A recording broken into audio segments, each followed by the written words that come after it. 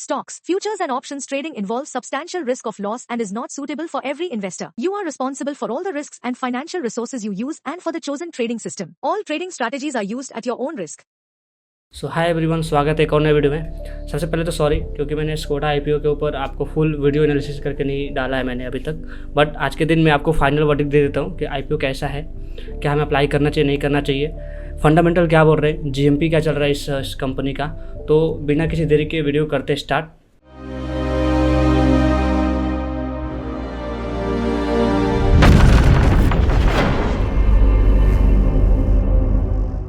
सबसे पहले बात कर लेते जीएमपी, क्योंकि जीएमपी इंपॉर्टेंट है। ये ग्रे मार्केट प्रीमियम क्या बोल रहा है स्कोडा आईपीओ का, ठीक है। तो स्कोडा आईपीओ का जीएमपी है, ये देखिए 23 को 16 रुपीज़ चल रहा था, बढ़ते बढ़ते आज के दिन 22 चल रहा है। मार्केट भले भी ट्रम्बल डाउन हुआ है, थोड़ा डाउनग्रेड में आया मार्केट, बट फिर भी प्रीमियम इनका बढ़ता ही जा रहा है। मतलब जीएमपी के हिसाब से देखा जाए तो अच्छा चल रहा है। परफॉर्मेंस 11 से 16% तक आ चुका है ये जीएमपी, ठीक है। बट अगर आज मार्केट और बाउंस बैक कर लेता तो बढ़ भी सकता था, बट आज भी मार्केट ट्रम्बल डाउन हो गया, इसकी वजह से जीएमपी बढ़ा नहीं। 15 ही दिखा रहा है यहाँ पे, ठीक है। तो ये जीएमपी तो मतलब अच्छा है, पॉजिटिव दिखा रहा है, ठीक है। अब हम बात करें तो कंपनी के बारे में, कंपनी करती क्या है। तो ये देखिए, Skoda tube limited establish in 2008 इन गुजरात की कंपनी है। 2008 में इस्टेब्लिश हुई है और मैन्युफैक्चर करती है stainless steel pipes and tubes. मतलब स्टील सेक्टर की कंपनी है, सिंपल सा है, ज़्यादा नहीं बात करना इस पर। स्टील लाइन की कंपनी है। देन इसके बाद 12 प्रोडक्शन लाइन है और एनुअल सेल्स अप्रोक्सीमेटली इसका 19 मिलियन का हो रहा है, ठीक है। ये सेल कर रहे हैं इतना, ठीक है। अब क्या है, product diverse industry such as oil and gas, chemical, power, pharmaceutical, automotive and transportation, catering and both domestic and international market. मतलब डोमेस्टिक और इंटरनेशनल के लिए भी काम करते हैं। इनके पास आईओसी सर्टिफाइड भी है, यहाँ पे देख सकते हैं, नॉर्मली पढ़ सकते हैं। आईओसी सर्टिफाइड है, इंटरनेशनल स्टैंडर्ड है इनके पास, क्योंकि इंटरनेशनल मार्केट में है तो इनको इंटरनेशनल स्टैंडर्ड को फॉलो करना पड़ेगा, ठीक है। ये हो गया। अब आईपीओ का स्ट्रेंथ क्या है, पहली बात तो 14 ईयर्स पुरानी कंपनी है, ठीक है। वाइड रेंज प्रोडक्ट है, क्योंकि seamless and welded and YouTube and instrumental tubes, मतलब स्टील लाइन के जो भी प्रोडक्ट्स है ये प्रोवाइड करती है। होल्ड की क्वालिटी सर्टिफिकेशन, आईओसी सर्टिफाइड है, मैंने ऊपर ही बताया आपको। ऊपर से क्या है, global market present including country like Germany, Denmark and Spain. मतलब इनके जो क्लाइंट है जर्मनी और डेनमार्क और स्पेन के हैं, ठीक है। तो ये कोई कंपनी के बारे में। अब हम डेट के बारे में बात कर लेते हैं। डिटेल्स क्या है, 28 को ओपन हुआ है, ठीक है।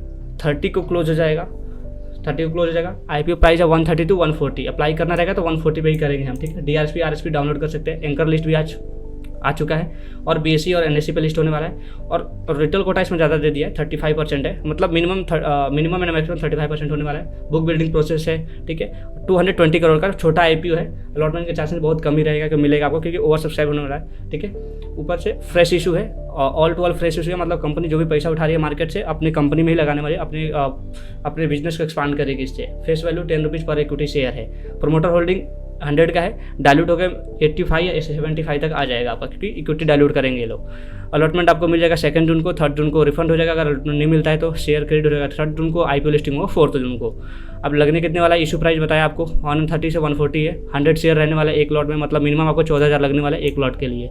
एसएनआई के लिए स्मॉल एसएनआई के लिए 2,10,000 जिसमें 15 लॉट रहेगा, और बिग एसएनआई के लिए 72 लॉट जिसमें 10 लाख रुपीज़ लगने वाला है आपका, ठीक है। अभी जीएमपी मैंने बताई दी आपको 15% चल रहा है, मतलब पर शेयर पे को 20 रुपये का प्रॉफिट हो सकता है। अब ये बढ़ भी सकता है अगर मार्केट पॉजिटिव अगर रिएक्ट करती है तो। बट आज के दिन भी, आज कितना डे है, 29 है, आज के दिन भी मार्केट इंडेक्स जो भी है अपना ट्रम्बल डाउनग्रेड की तरफ दिखा रहा है। मतलब मार्केट आज भी डाउन है, ठीक है। ओपन पॉजिटिव हो रहा है बट डाउनग्रेड में आ गया, सेलिंग प्रेशर आ गया उसमें, तो इसकी वजह से प्रीमियम नहीं बढ़ा, आज भी 15% ही दिखा रहा है, ठीक है। अब हम बात कर लेते हैं कंपनी का फंडामेंटल क्या बोल रहा है। सबसे इंपॉर्टेंट है कंपनी का फंडामेंटल क्या है। तो देखिए, एसेट क्या है, 156 या 230 हुआ, 330 हुआ, 428 हुआ, 1 करोड़ में है, तो ग्रोथ है, एसेट में तो ग्रोथ है, ठीक है। रेवेन्यू में क्या है, 195, फिर 300, फिर 400, मतलब 100 ऐड करते जा रहे हैं। यहाँ पे भी ऐड करेंगे तो ये 3 क्वार्टर का ही है, क्योंकि 31 जुलाई 2024 का ही इन्होंने डेटा प्रोवाइड किया। तो मतलब 31 मार्च 2025 का डेटा नहीं है, मतलब एक क्वार्टर का बाकी है इनका। तो ये भी देखा जाए 100 का ही ऐड कर रहे हैं। रेवेन्यू में भी मतलब 100 का ग्रोथ चल रहा है, ठीक है।